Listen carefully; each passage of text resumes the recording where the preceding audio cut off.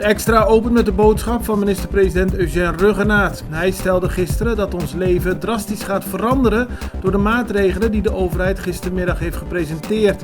Zo moet iedereen zich zoveel mogelijk proberen te houden aan sociale afzondering. Bij begrafenissen worden nog maar maximaal 10 personen toegelaten.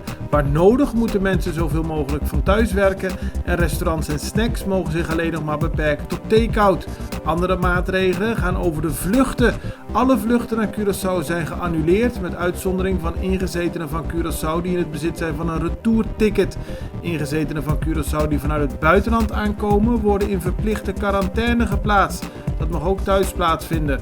Een andere maatregel is dat alle cruiseschepen niet meer welkom zijn. Een andere maatregel die genomen is door de regering gaat over de evenementen. Alle sociale, culturele, sportieve en religieuze evenementen van de komende tijd gaan niet door. Dat betekent ook dat het oogstfeest CU niet doorgaat. In ieder geval wordt uitgesteld. Vergelijkbare maatregelen zijn bij de ons omringende eilanden genomen, zei minister-president Ruggenaat. In het kader van de coronacrisis heeft de Curaçao Medical Center laten weten dat alle niet-urgente operaties voorlopig worden uitgesteld. Wat wel doorgaat zijn de geplande afspraken op het gebied van dialyse, chemotherapie en radiotherapie, aldus het Curaçao Medical Center. Op dit moment is 1 persoon op Curaçao in het ziekenhuis opgenomen in verband met de besmetting van het coronavirus. Het gaat om een Nederlandse toerist van bijna 70. Gisteren meldde epidemioloog Izzy Gestenbroek dat er zorgen zijn om zijn situatie. De man is inmiddels aangesloten aan een beademingsapparaat.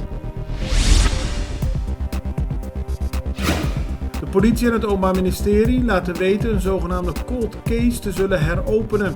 Hierbij wordt de hulp van de Curaçaose bevolking ingeroepen en een beloning van 10.000 gulden uitgeloofd. Het gaat om de dood van de 19-jarige Raiza Scoop. In de nacht van 31 december 2011 op 1 januari 2012 verliet zij de woning van haar vriend en zij was daarna lange tijd vermist. Op 19 maart 2012 werd een levensloos lichaam aangetroffen in de struiken bij Playa Canoa. Dat bleek het lichaam van Raiza Scoop te zijn. De zaak is nooit opgelost. Een filiaal van de McDonald's is gisteravond overvallen.